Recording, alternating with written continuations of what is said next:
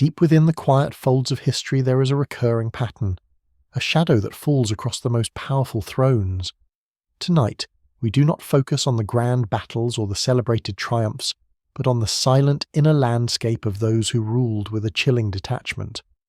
We invite you to let your mind drift, not into fear, but into the calm, reflective study of the mask of sanity, the calm exterior that covered a profound emotional emptiness in history's most powerful figures.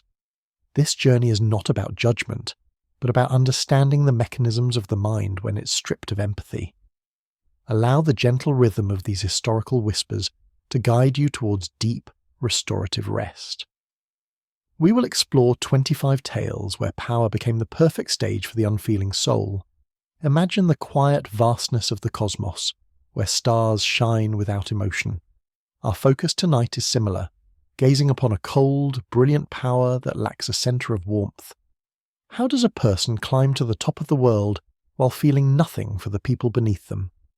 We will travel from ancient Rome to the modern age, observing the subtle ways emotional disconnection shaped the destiny of nations. Let the simplicity of these ideas be your guide, a quiet thought for your peaceful descent into sleep. Each story is a lesson in the silence that can exist within a leader's heart.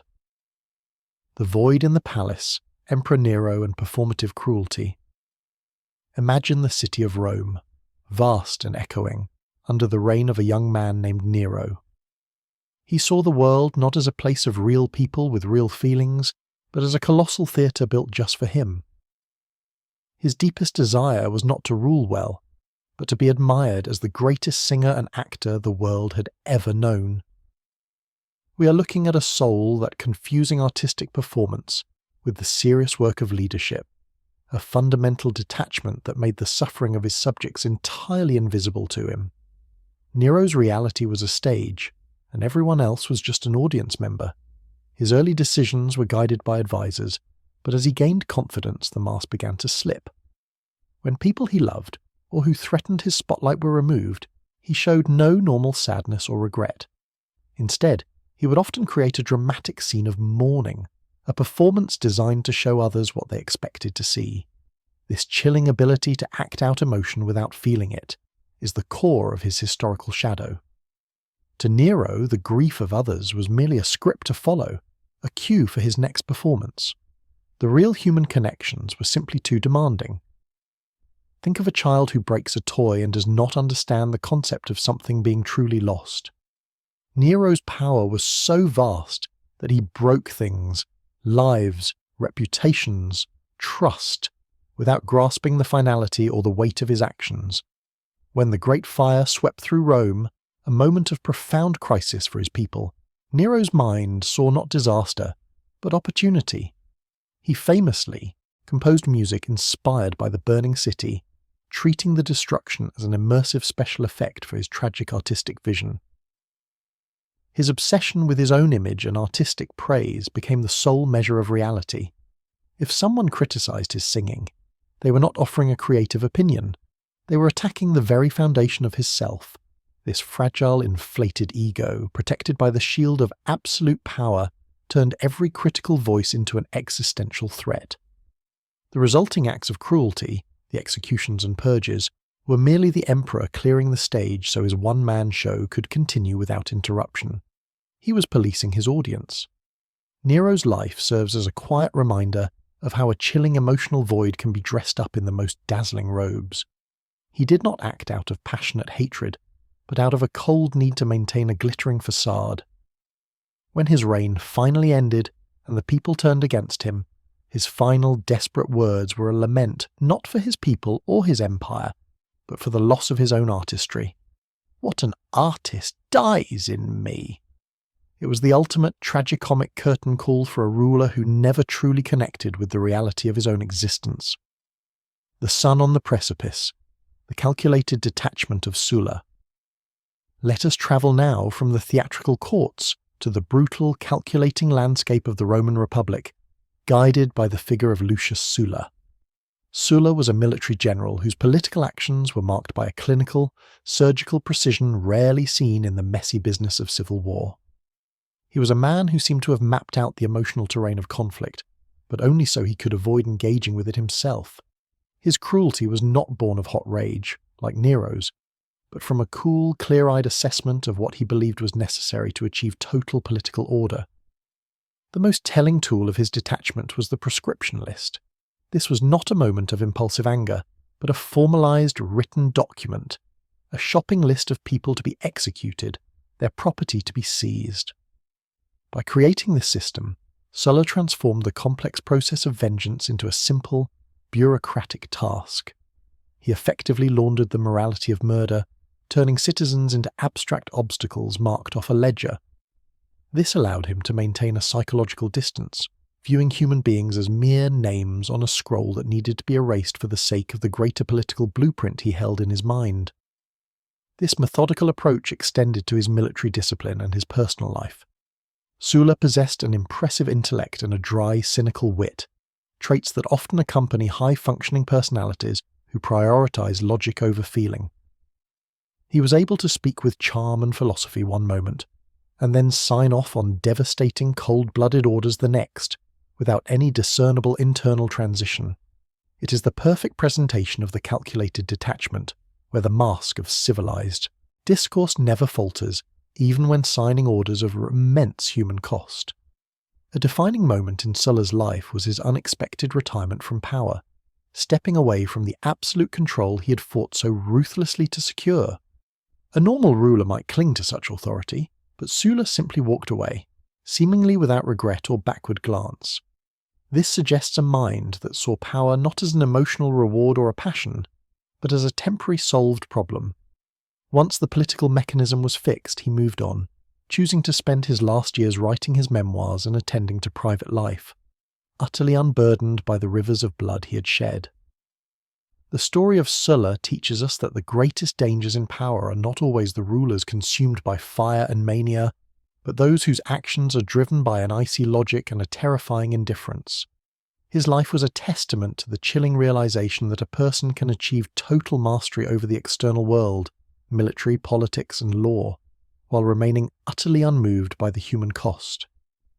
Sulla's mask was not one of pretense, but one of genuine, unfeeling efficiency, which allowed him to execute his historical blueprint with quiet, unshakable resolve. The God Shadow, Caligula's ascent to abstract power. Let us now turn our gaze to the early Roman Empire and the reign of a young emperor named Caligula. He arrived on the scene as a golden boy, beloved by the people, yet he rapidly transformed into a figure of erratic, theatrical tyranny. We seek to understand the speed of this change, tracing it back to how unchecked authority can shatter a fragile sense of self. To Caligula, the world did not just offer him power, it offered him the chance to escape the limits of being merely human. The key to Caligula's terrifying rule was his growing belief in his own divinity. When a person truly believes they are a god, the concept of human consequence simply evaporates.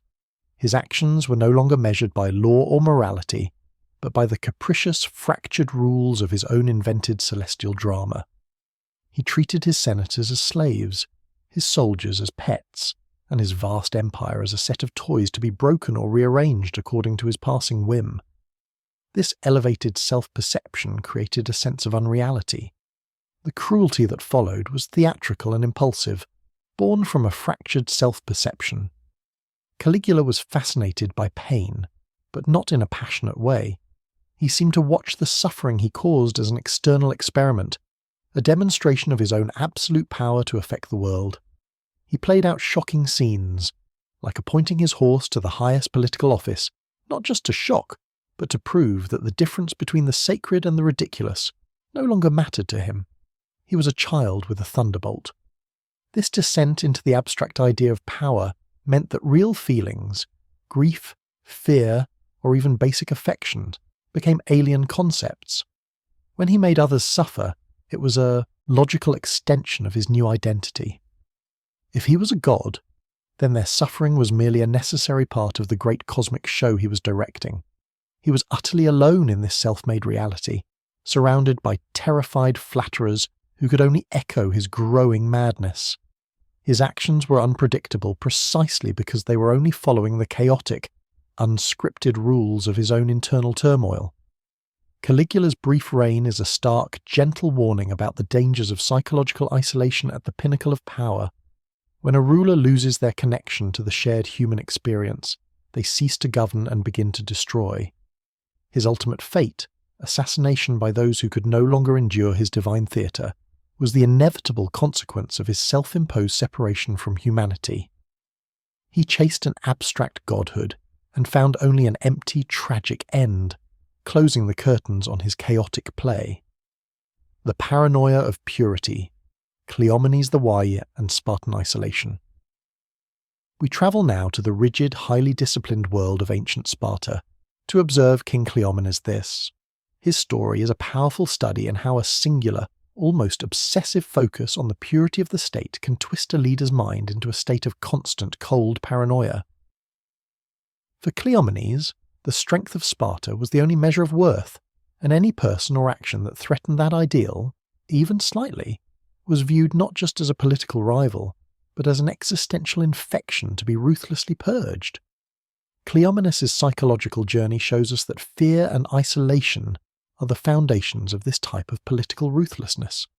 Surrounded by the expectations of the Spartan military machine, he developed a rigid black and white view of the world. There were those who were pure Spartans and those who were not. His paranoia was not a sudden burst of madness, but a slow creeping conviction that his political rivals were plotting against the purity of the state itself. This belief justified any action, no matter how cruel or preemptive. He became a master of calculated maneuverings, using the Spartan system against itself.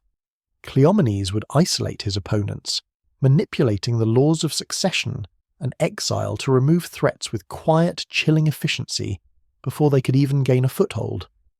This process of removal was not personal. It was like maintaining a garden by pulling up weeds before they could blossom.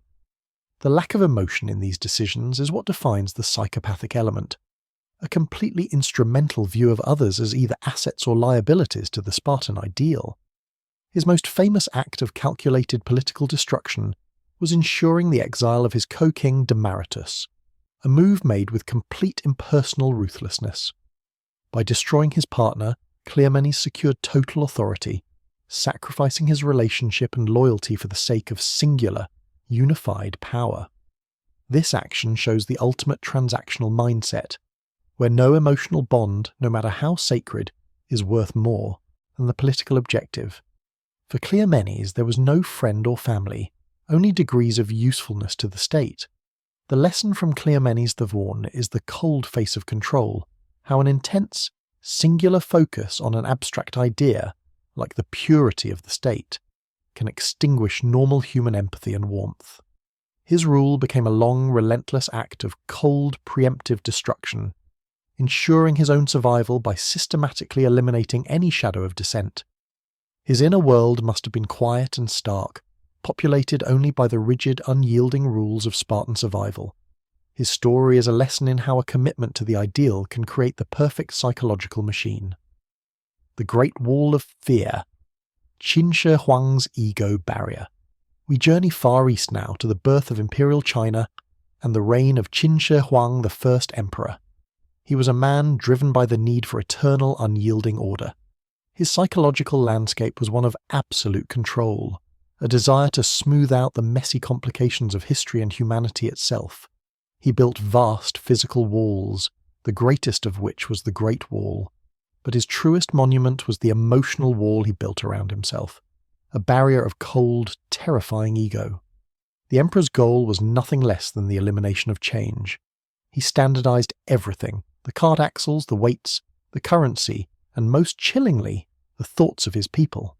He ordered the burning of books that did not align with his vision, an act that sought to wipe the very memory of contradiction from the face of the earth. This act was driven by a powerful psychological need to silence any external noise that might challenge the perfect singular reality he had constructed in his mind.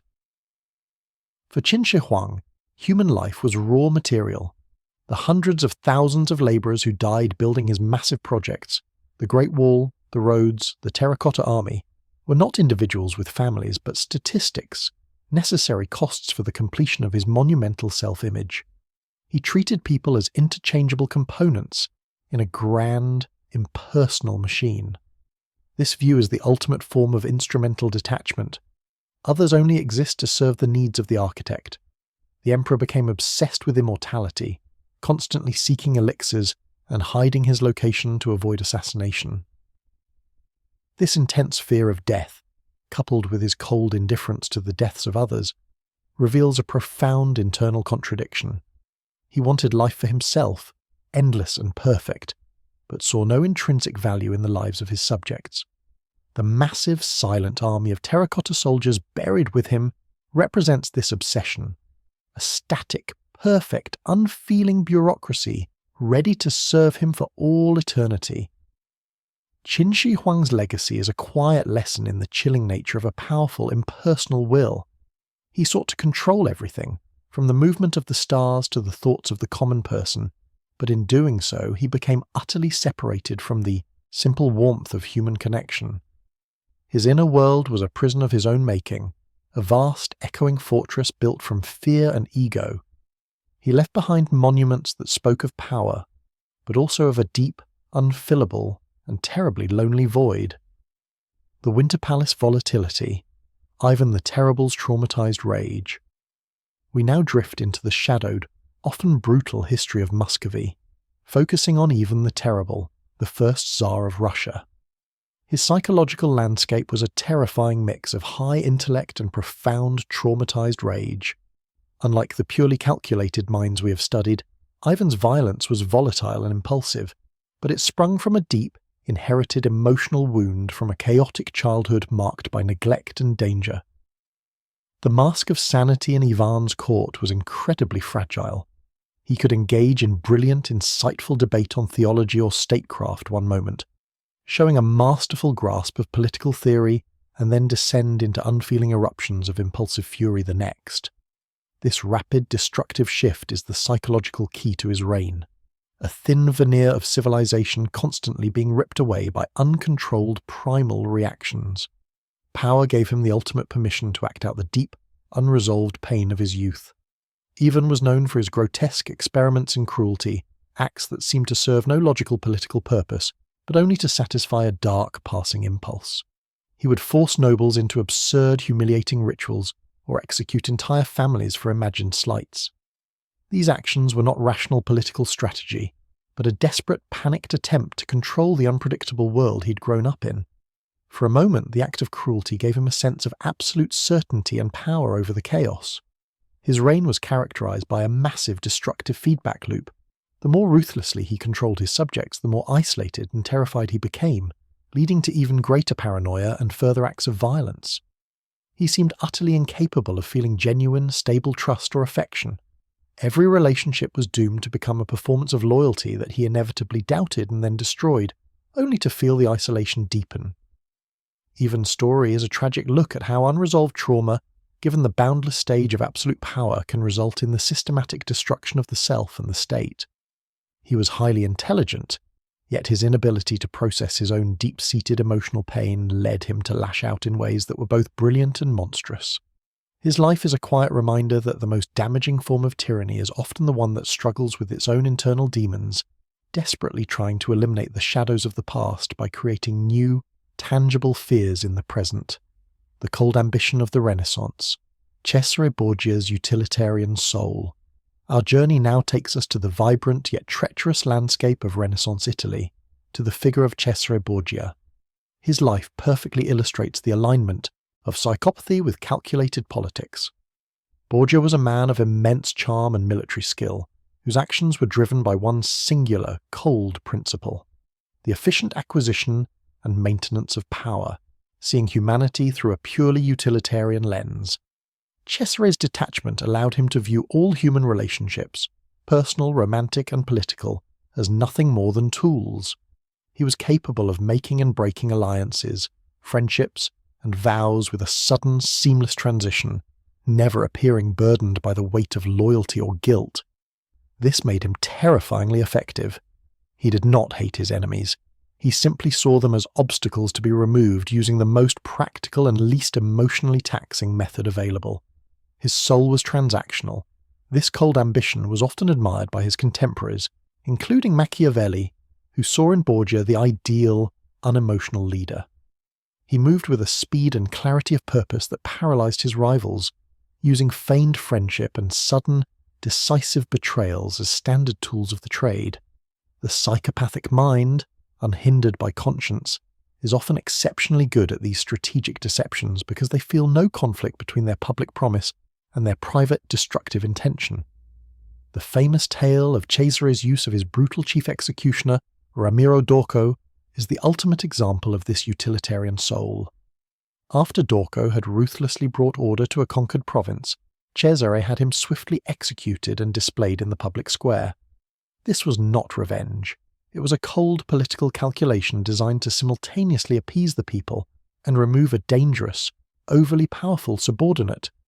Dorco was a temporary tool, and once his function was complete, he was discarded with chilling efficiency. Cesare Borgia's life is a powerful, quiet meditation on the danger of pure, unfeeling pragmatism. He operated in a world where warmth and trust were vulnerabilities, and his detachment was his greatest strength. He showed that a ruler can achieve immense success by treating morality as an optional accessory and focusing only on the outcome. His story provides a gentle yet firm reminder of how a purely transactional mindset can ascend to power in a world that values skill over soul. The Distorted Mirror, Richard III and the Art of the Political Lie. We turn now to the murky, fog-shrouded corridors of 15th century England and the story of Richard III. His historical shadow is defined by deep-seated manipulation and a brilliant ability to weave a complex narrative of self-justification. We explore the mechanism of the political lie, where truth is not just stretched but effortlessly distorted to serve the moment, allowing a detached figure to climb over bodies with chilling efficiency. Richard's ability to act was supreme. He could play the role of the loyal brother, the devout religious man, and the sorrowful victim, all while setting in motion the quiet, destructive processes that eliminated his rivals. This mask of sincerity was so convincing that many were caught completely off guard, believing his vows of loyalty until the very moment their fate was sealed. The psychopathic mind excels at this because there is no internal conflict. The public self and the true, unfeeling self operate in two completely separate spheres. His movements were characterized by a cold efficiency.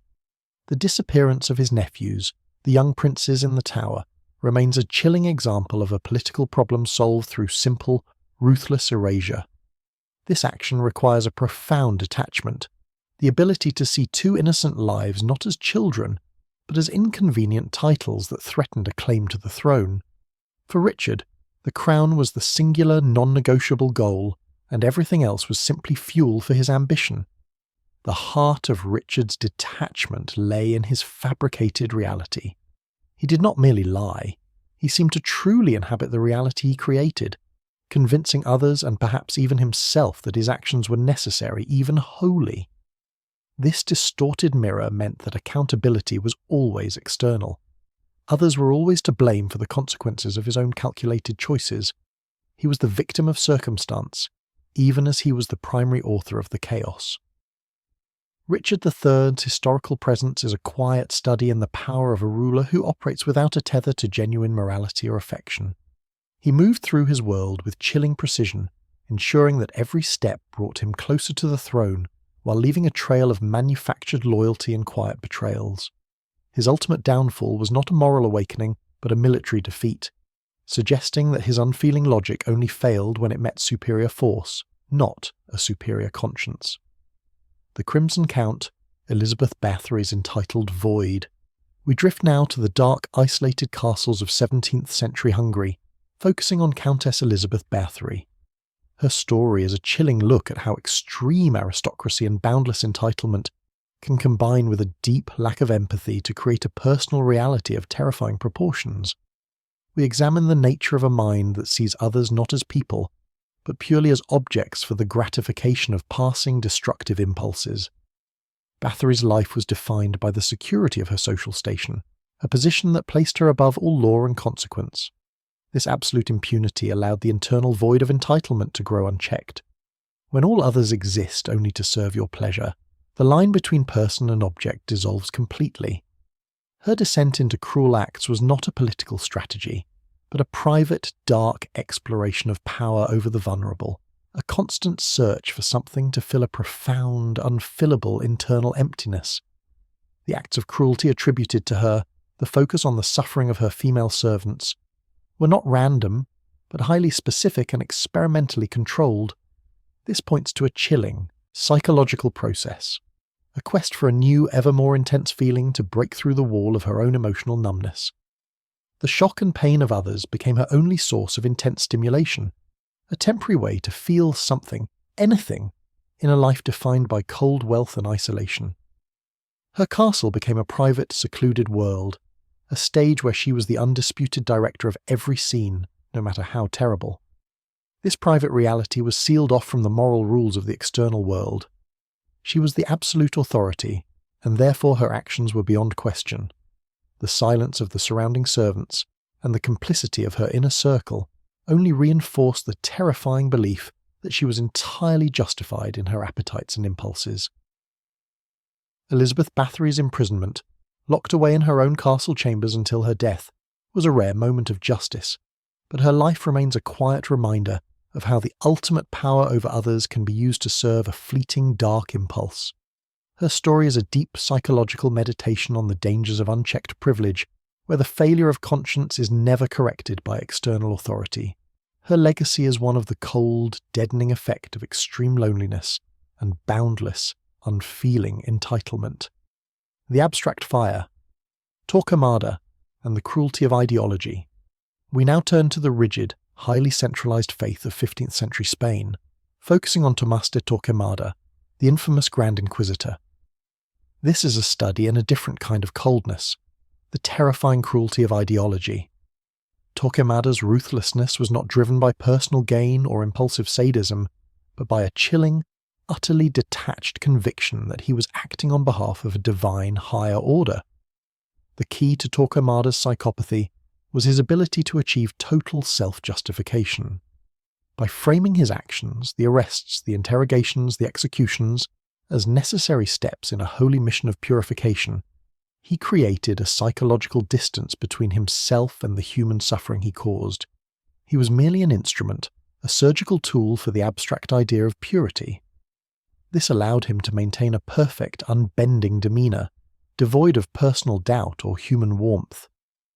The methods of the Inquisition were systematic and rationalized. They were not riots of emotional violence, but highly controlled, bureaucratic processes designed to extract confession and ensure spiritual conformity. For Torquemada, the individual life meant nothing compared to the salvation of the collective soul. This unfeeling bureaucratic mechanism is far more chilling than personal malice, because it suggests that cruelty can be perfectly integrated into a system of order and belief. Torquemada's power was built on the elimination of doubt. His conviction was so absolute that he seemed utterly incapable of questioning the morality of his own actions. Any resistance from his victims was simply proof of their spiritual sickness, further justifying the need for extreme measures. This monolithic certainty served as a psychological shield, preventing any flicker of empathy or remorse from reaching his inner world. He was a stone monument to his own unwavering belief. The story of the Grand Inquisitor provides a gentle, yet firm reminder of how easily abstract conviction can replace compassion. When a person believes they possess the ultimate truth, they can inflict boundless pain while genuinely believing they are acting out of love or necessity. Torquemada's historical shadow is a testament to the terrifying coldness of a mind that sacrifices all human connection for the sake of an impersonal, unattainable ideal. The unfeeling reformer, Peter the Great's sacrificial blueprint. We move forward to the 18th century and the massive, imposing figure of Peter the Great of Russia. Peter was a force of nature, determined to modernize his country at any cost. His psychopathic element lies not in impulsive cruelty, but in his complete unfeeling pragmatism, the mindset of a leader who views humanity not as individuals, but as replaceable parts of a massive, unstoppable state machine moving toward a single goal. Peter's vision was a blueprint of Western order and efficiency, and he pursued it with cold, singular focus. He justified the immense suffering and the hundreds of thousands of lives lost building his new capital, St. Petersburg, on the swampy shores of the Baltic. For him, these deaths were merely necessary sacrifices, lines crossed on a national ledger for the greater glory of the state.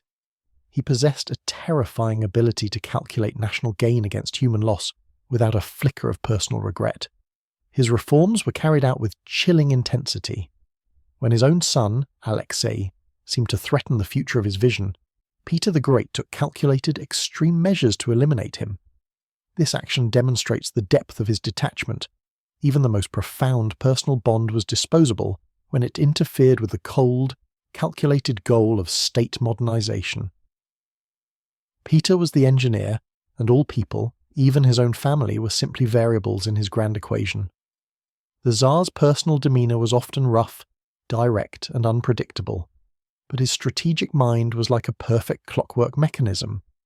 He could be jovial with foreign experts, and then brutally execute those he felt betrayed his plans. This duality, the charming host and the ruthless executor, is the classic mask of functionality, where emotional display is used only to serve the practical needs of the moment, never to express genuine feeling. Peter the Great's story is a quiet meditation on the destructive nature of unfeeling zeal. He built a modern empire, but he did so by treating human life as entirely expendable, justifying immense suffering for the sake of an abstract future benefit. His life is a testament to the chilling realization that a ruler can be a brilliant architect and a profound destroyer at the same time when their heart remains untouched by the consequences of their cold, calculated actions. The emotionless general, Frederick the Great's military atrophy. Our journey now takes us to 18th century Prussia, focusing on Frederick the Great. Here we observe a ruler whose psychopathic element manifests not as fiery rage, but as an extreme, calculated discipline. Frederick saw his life and his state as a perfect cold engine of military efficiency, and he pursued this ideal with a ruthless consistency that led to the systematic atrophy of human feeling. Frederick's inner world was dominated by logic, music, and the relentless demands of the state. His famous military genius was rooted in his ability to view his soldiers and his adversaries with a terrifying objectivity.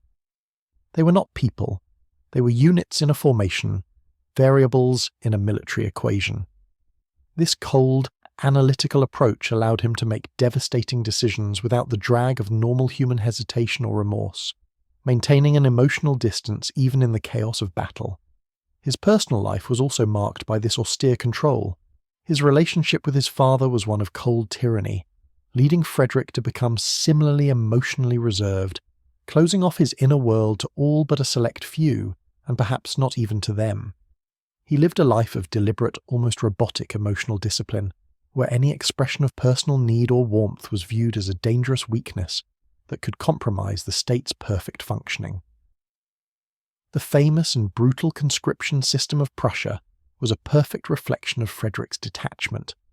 Young men were often forced into service with little regard for their lives or futures, becoming permanent parts of his war machine. Frederick enforced this with an unblinking eye, seeing the recruitment not as the disruption of thousands of lives, but as the necessary logical step to maintain the integrity of his military apparatus. He was the perfect, unfeeling administrator of war. Frederick the Great's legacy provides a quiet yet powerful study of how the pursuit of total efficiency can dehumanize the self. He achieved military glory and political stability, but at the cost of sacrificing his own emotional depth and the humanity of his subjects. His story serves as a gentle reminder that a cold, perfect order can be just as destructive as passionate chaos when the warmth of human connection is systematically removed from the equation. As we pause for a quiet moment in our journey through the detachment of history's powerful figures, take a deep, slow breath. The echoes of these cold calculations fade into the background, allowing your own inner landscape to find peace. If these gentle, introspective tales of psychological history are helping to guide your mind to rest, we invite you to quietly join our community. Subscribe to The Psychological Historian and allow our continued weekly journeys to be your companion on the path to restorative sleep. When you choose to engage with our stories, you are supporting a mission to provide meaningful, intellectual stimulation without the agitation of conventional content. you're helping to keep this quiet, reflective space open for all who seek comfort and knowledge as they drift off to sleep. Pressing the like button is a small, easy gesture that helps others find this sanctuary. As we move into the second half of our journey, let the quietude of these psychological studies continue to settle your mind. The virtue of terror, Robespierre's cold abstraction. We now move into the whirlwind of the French Revolution, focusing on the cold, dedicated figure of Maximilien Robespierre. His psychopathic element is rooted in a chilling dedication to an abstract ideal of virtue. He was a man who rationalized mass murder as an absolute necessity for purity, seeing the human cost not as a tragedy, but as a statistical step toward a perfect republic. Robespierre's detachment grew from his monolithic certainty. He truly believed he understood the singular correct path for the revolution. Anyone who deviated, even slightly, was no longer a political opponent but a spiritual enemy of the idea of the state. This allowed him to maintain a cold, unbending demeanour while sacrificing thousands. He was not acting out of malice, but out of a terrifying, emotionless logic dictated by his definition of virtue. The terror became a massive, organised effort to eliminate all contradiction. Robespierre's role was one of pure impersonal administrator of death. He signed execution orders for former friends, colleagues and political allies with the same serene indifference, seeing them only as obstacles to the purity of his vision. This high degree of detachment reveals a profound psychological split, where the real human being is entirely subjugated to the demands of an abstract political doctrine. His private life was austere and simple, reflecting his conviction that all personal desires were a potential corruption of his political purity. He lived entirely for the revolution, and in doing so he emptied himself of all normal human warmth and connection. This sacrificial detachment is particularly frightening because it shows that a complete lack of feeling can be masqueraded as the highest form of dedication. He was entirely selfless for the sake of an abstract, terrible goal. Robespierre's eventual fall was the ultimate expression of the system he created. The revolution, having devoured its enemies, finally turned on its most dedicated yet most unfeeling servant. His story is a powerful, quiet lesson in the danger of cold abstraction, reminding us that a mind can become so devoted to an idea that it forgets the fundamental, simple value of a single human life. He died for a virtue that he had emptied of all real human substance. The grand illusion, Napoleon's cult of self. We shift now to the powerful, relentless engine of the Napoleonic era, focusing on Napoleon Bonaparte. His psychopathic trait was his boundless narcissism and grandiosity, a terrifying self-belief that fueled his relentless ambition. For Napoleon, the entire continent of Europe, with all its people and nations, existed merely as tools and materials to satisfy his singular, massive self-image. Napoleon's ability to view the world entirely through the lens of his own ambition was breathtaking. He saw every battle, treaty, and marriage as a necessary step in the construction of his cult of self. He used nations as chess pieces, sacrificing hundreds of thousands of lives in battles like Austerlitz and the Russian campaign, without ever appearing to be personally burdened by the immense human cost.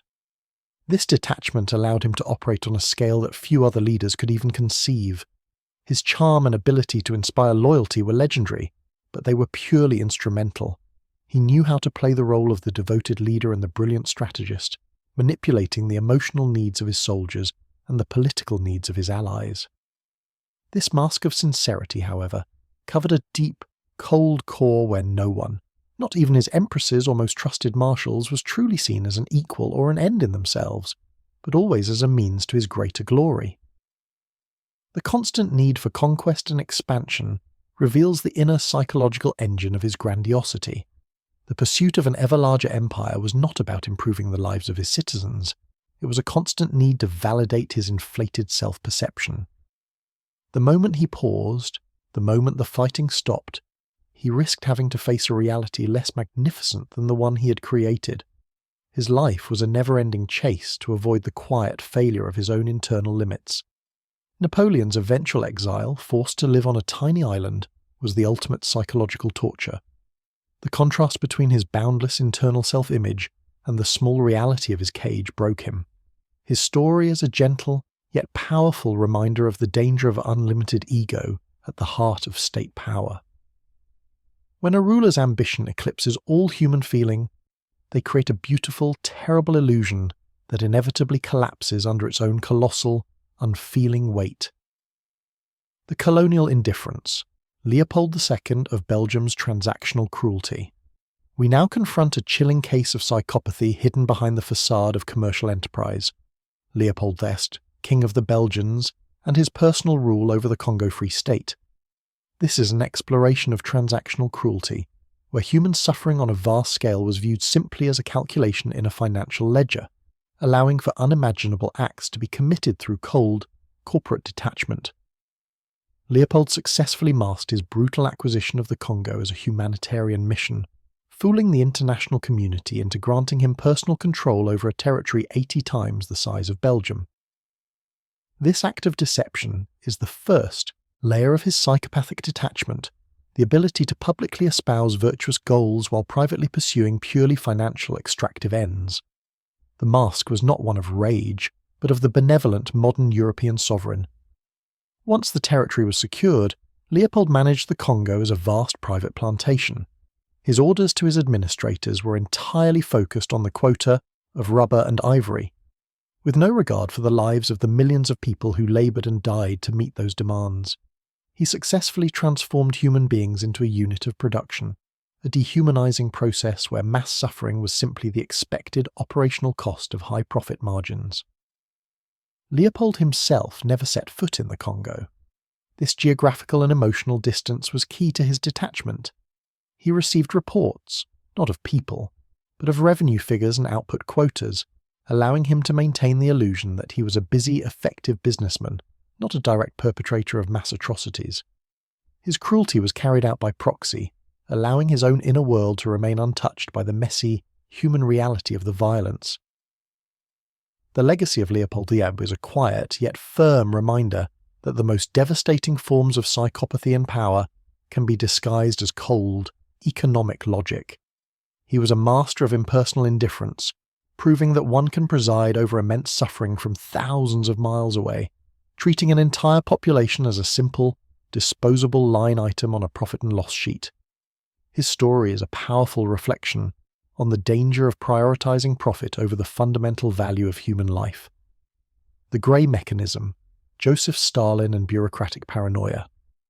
We now turn to the cold, grey walls of the Kremlin in the 20th century, focusing on Joseph Stalin. His psychopathic trait was not flamboyant madness, but a deep systemic paranoia that fueled a terrifying bureaucratic machine. We explore how unfeeling fear became the primary mode of governance, eliminating populations and rivals with a chilling, regular, and utterly detached process. Stalin's early life experiences marked by perceived slights and the brutal, unforgiving world of revolutionary politics fostered a profound inability to trust anyone. When he gained ultimate power, this personal trait was scaled up to become a national policy. He built a system where unfeeling institutional fear was constant, ensuring that everyone was constantly under threat, and thus totally subservient to the mechanism. His most devastating actions, like the Holodomor famine or the Great Purge, were carried out with chilling bureaucratic regularity. These were not acts of impulsive revenge, but calculated operations to eliminate entire demographics or political rivals, often signed off with simple, cold bureaucratic stamps. This allowed Stalin to remain psychologically distant, viewing the millions of deaths not as human tragedies, but as the inevitable, necessary function of a system cleansing itself of impurities. The constant threat of being erased was maintained through the relentless shuffling of his inner circle. Stalin would elevate a loyal associate only to destroy them months later, a process that kept everyone in a state of paralyzing terror. This system of unpredictability was a brilliant psychological tool, preventing the formation of any rival power base and cementing his own absolute cold isolation at the top. He was the only constant, the only figure safe from the unpredictable churn of his own state. Stalin's legacy is a quiet, powerful testament to the danger of unfeeling paranoia institutionalized into state power. He proved that detachment can be scaled up to govern millions, replacing human connection with fear and replacing justice with cold, administrative execution. His life is a gentle, yet firm, reminder that the mask of a leader can often hide a deep, unfeeling grey mechanism that operates with terrible systematic efficiency. The charismatic void, Hitler's projected rage and grandiosity. We now approach the most infamous figure of the 20th century, Adolf Hitler. His psychopathic trait was a powerful, yet empty, charisma rooted in a deep personal rage and a sense of colossal failure. We dissect the mechanism by which this private turmoil was amplified and projected onto the world stage, creating a dangerous systemic destruction driven by personal grievance. Hitler's ability to mesmerize millions rested entirely on the strength of his projected rage. He provided a complex nation with a terrifyingly simple answer to their pain and economic struggles, channeling all frustration onto an external enemy. This act of externalizing internal failure is key to his psychopathy. He never had to confront his own profound inadequacies because he was too busy blaming others for the world's problems, and for his own. The devastation he unleashed was not random. It was a calculated, systemic destruction of the world he felt had rejected him. His political goals were driven by a colossal grandiosity, a belief that he was destined to reshape the world through sheer force of will. This belief in his own unique destiny gave him the psychological permission to perform acts of immense cruelty, viewing the victims as necessary components to be eliminated for the purification of his grand, twisted vision. Hitler maintained a profound emotional distance from the consequences of his orders. He rarely visited the sites of his atrocities, preferring to live a detached, almost simple life in his private residences. This distance allowed him to preside over mass destruction without having to integrate the human reality of it into his own consciousness. The destruction was conceptual, a necessary cleaning process, not a bloody, tangible reality that might breach his protective emotional wall. The story of Hitler is a chilling, quiet examination of a charismatic void. He was a man who filled his own emptiness by demanding absolute fealty and destruction on a global scale. His life is a solemn, gentle reminder of how unresolved personal rage, when given the vast stage of state power, can lead to a systemic, unfeeling tyranny that uses the power of illusion to justify the most profound cruelty. He remains the darkest shadow of the emotional void in power. The Year Zero abstraction, Pol Pot's dehumanizing ideology. We now turn to the tragedy of Cambodia in the 1970s and the figure of Pol Pot. His psychopathic element is rooted in the terrifying simplicity of a mind that sought to erase all complexity. We explore how an abstract agrarian ideology allowed for the total dehumanization and unfeeling elimination of all perceived opposition, creating a society that went back to a Year Zero. Pol Pot's vision was an impossible ideal, a perfect, simple agrarian society free of all modern corruptions. This unbending ideological rigidity meant that any person who carried the marks of modern life, glasses, foreign language skills, education, became an immediate, unfeeling enemy of the state. He could not tolerate complexity because it contradicted the beautiful, simple picture he held in his mind, making all educated people obstacles to be removed. His orders to his cadres were carried out with a chilling, impersonal ruthlessness. The massacres were not driven by personal hatred, but by the cold political decision that these individuals were not people, but symbols of impurity that had to be eliminated for the sake of the perfect new beginning. This allowed the young soldiers of his regime to perform acts of immense violence with a terrifying lack of emotion, believing they were acting on behalf of a profound and necessary national surgery. Pol Pot himself maintained a low, almost invisible profile, governing from a position of profound seclusion and abstraction. He was rarely seen, and his image was not cultivated in the grand style of other dictators. This anonymity only deepened his detachment, allowing his cruelty to become an unseen, automated force, detached from any single human face. He was the ghost in the machine, governing through a terrifying, unfeeling ideological blueprint. The story of Pol Pot is a quiet, solemn study of how easily the terrible simplicity of an idea can eclipse the complex, messy beauty of real human life. His reign is a chilling reminder that when a ruler sacrifices compassion for the sake of an abstract purity, the result is a systemic dehumanization where millions are sacrificed without a second thought. His legacy is the silence that follows the complete destruction of the self for the sake of a sterile, unattainable ideal. The unblinking eye, Mao Zedong's systemic disregard for life. We move to the enormous transformative canvas of modern China, focusing on Mao Zedong.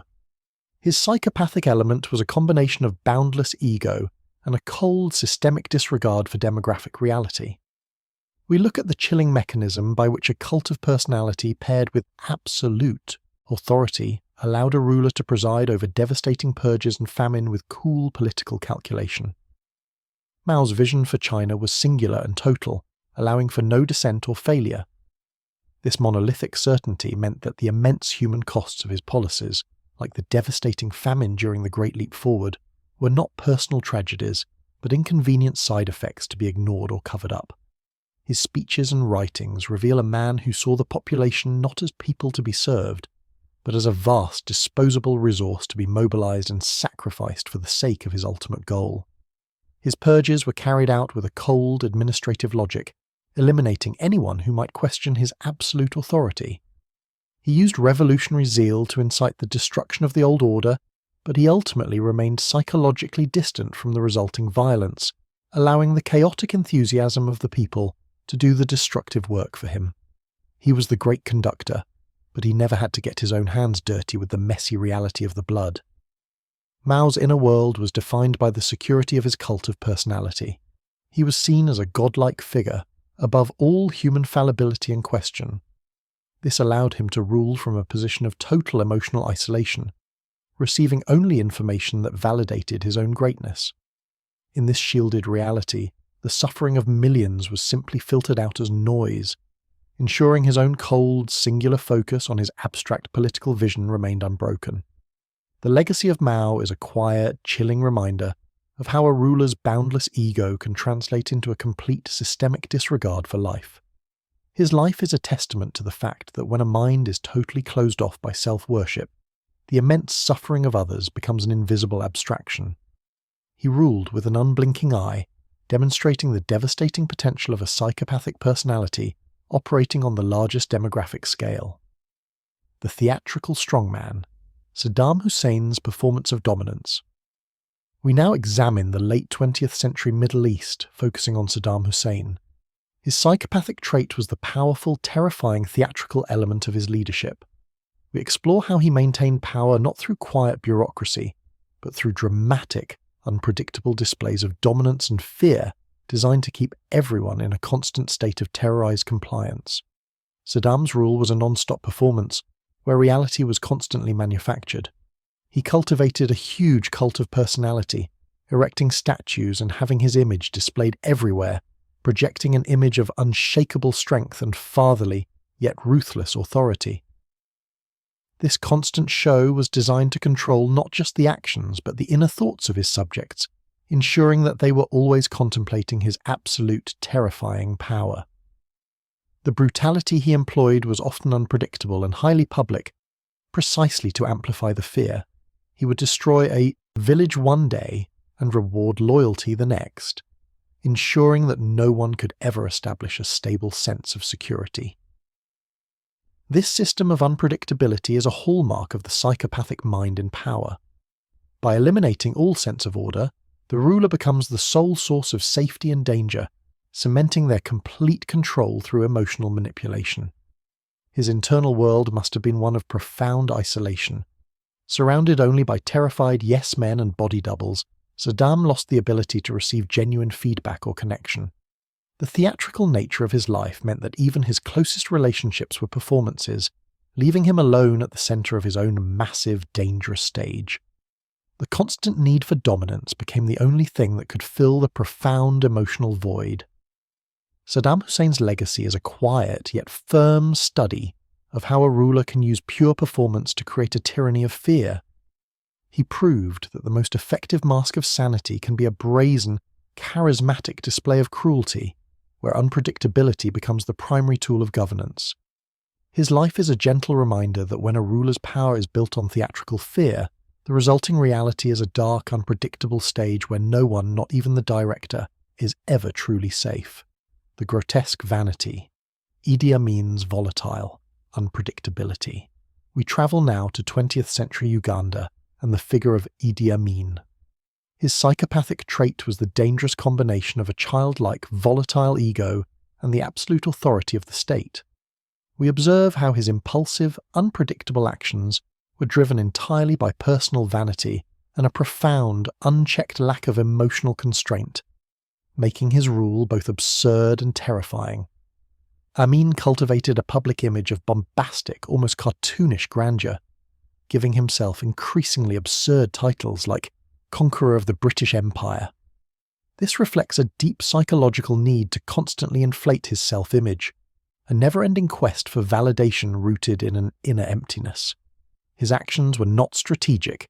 They were driven by a desperate, childlike impulse to be admired, respected, and feared in equal measure, with the state's resources and power bending to this singular need. His decisions were marked by terrifying volatility. One moment he could be charming and jovial with foreign diplomats, and the next he could order the immediate execution of a perceived rival over a minor slight.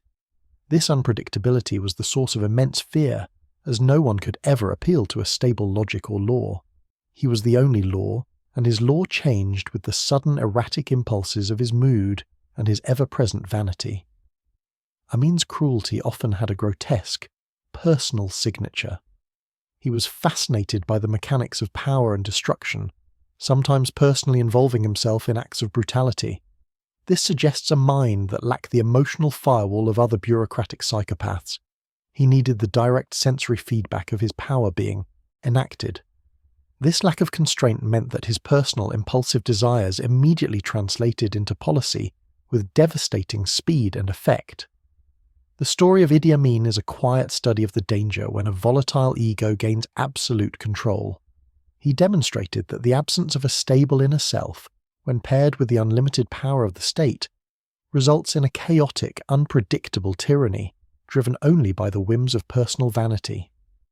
His life is a gentle reminder that the most dangerous form of power is often the one that acts with the impulsive, unconstrained logic of a volatile, unfeeling child. The total isolation, Kim Jong-il's secretive domain. We now turn our gaze to the highly controlled, secluded domain of North Korea and the figure of Kim Jong-il. His psychopathic trait was rooted in the total isolation of his rule, an examination of a mind that governed a state built on pure, isolating myth. We explore how absolute control over information allowed him to rule without any humanizing feedback or connection to the reality of his people's suffering. Kim Jong-il inherited a throne built on the idea of a perfect, infallible dynasty. This inherited myth became the ultimate psychological defense, providing him with a shield against all external criticism or reality.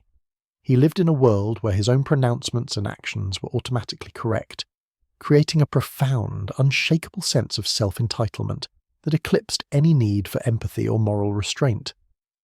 His leadership was characterized by profound seclusion and mystery.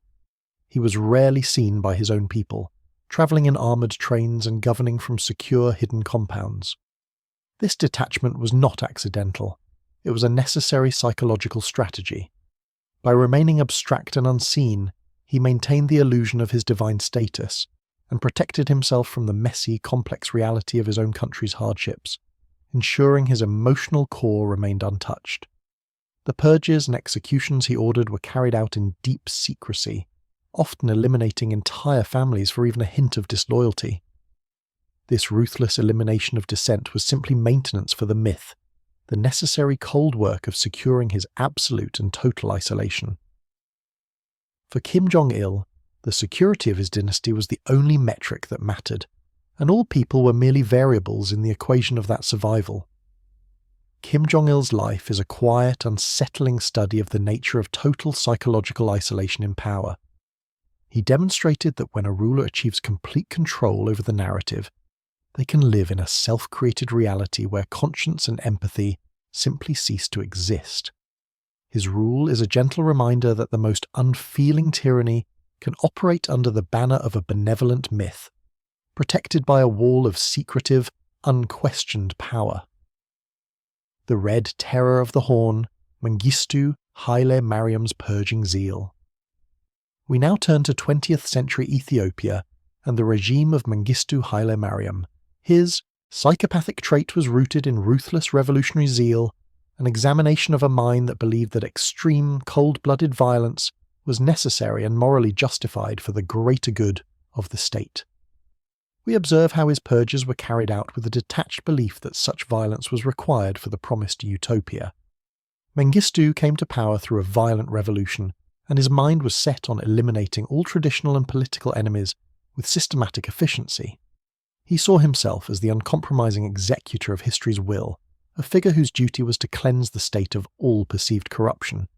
This ideological framework provided the perfect psychological justification, allowing him to bypass all normal feelings of guilt or remorse. His famous Red Terror campaign was a period of sustained, deliberate violence against political opponents, students, and intellectuals. The purges were carried out with cold organizational logistics, a process designed to be swift, shocking, and final. This high degree of organization reveals the depth of his detachment. The killing was a surgical operation, not a chaotic breakdown, ensuring the ruler remained psychologically distant from the human wreckage. Mengistu's personal involvement in some of the early key executions solidified his reputation for ruthless, unfeeling command. He established an environment where his subordinates learned quickly that hesitation or empathy was a fatal weakness. This created a profound culture of fear and silence, ensuring that the cold logic of the purge continued uninterrupted, maintained by the terrified compliance of the people beneath him. The story of Mengistu Haile Mariam is a quiet, powerful study of the destructive nature of unfeeling ideological certainty. He demonstrated that a ruler can be consumed by a political idea to the point where they are completely emptied of normal human warmth. His life is a gentle, yet firm reminder of how cold-blooded zeal can be rationalized as a virtue, allowing a leader to preside over immense terror while genuinely believing they are acting for the ultimate abstract good. The spiritual predator, Rasputin and the mechanism of influence. We now step into the twilight years of the Russian Empire to examine Grigory Rasputin. While not a ruler himself, his psychopathic trait was his masterful emotional and spiritual manipulation, providing a unique look at how a detached personality can gain immense power by expertly exploiting the deepest vulnerabilities of those in authority. He was the shadow behind the throne, a predator of the soul. Rasputin's power was entirely relational, built on the desperate need of the Tsarina Alexandra to heal her son. He was a master of the empathic mask, appearing warm, spiritual, and deeply concerned, when in reality, he was coolly assessing the psychological weaknesses of the royal family. He provided comfort and certainty in a time of chaos, fulfilling a profound emotional need while maintaining a complete personal detachment from the consequences of his influence. His influence grew because he was able to use the profound vulnerability of the powerful as his personal currency. The royal family, isolated and fearful, gave him access to the highest levels of government. Rasputin's counsel, often delivered in cryptic, self-serving ways, began to affect political and military decisions. He was the perfect example of the transactional predator, turning spiritual connection into political power without a flicker of genuine emotional commitment to the people he manipulated. The public perception of Rasputin as a depraved, corrupt figure did not deter the royal family. This suggests the depth of their psychological need for his particular brand of cold, controlling certainty. His ability to withstand public outrage and political plotting further solidified his power, proving to his victims that he was somehow blessed or protected, making his emotional and spiritual manipulation even more potent. The story of Rasputin is a quiet, powerful study of how unfeeling influence can destabilize an entire empire. He was a master of the psychological dark arts, demonstrating that true power is not always held by the person on the throne, but by the one who can masterfully exploit the emotional weaknesses of the one who is. His life is a gentle, yet firm, reminder that the most dangerous masks are often those that appear the most spiritual and compassionate. The dark consumption, Gilles de Rais, and the failure of conscience. Our final study brings us to the late medieval period and the tragic figure of Gilles de Rais, a famed marshal of France and companion to Joan of Arc. This final chapter is a chilling look at the ultimate trajectory of unchecked power and wealth, exploring how he descended into calculated sadism, revealing a complete and terrifying failure of conscience. Gilles de Rais was a man who possessed everything: immense wealth, military fame, and high social standing. Yet, this external grandeur seemed only to highlight a profound internal emptiness. After the patriotic fervour of his military life faded, he began a desperate, unconstrained search for something to fill that void. His psychopathic descent was a spiral of increasingly dark and bizarre impulses, financed by his nearly limitless fortune. His actions, the calculated abduction and torture of children, were not acts of political necessity, but a private, prolonged exploration of absolute power over the vulnerable. This requires a near-total psychological separation, where the victim is entirely dehumanized and exists solely to serve the ruler's dark passing desires.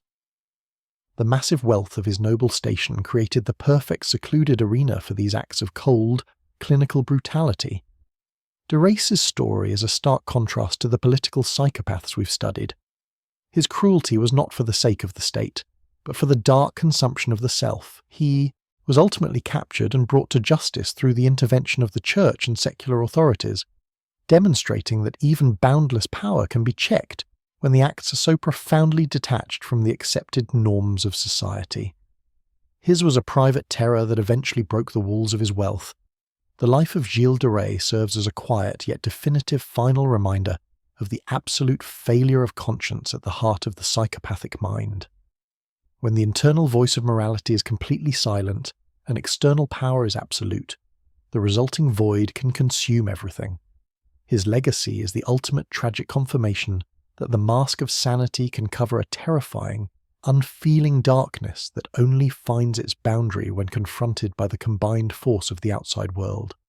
As the final, haunting echo of Gilles de Rais' isolated castle fades into the silence, let the stories of these 25 powerful, yet unfeeling souls drift away from your consciousness.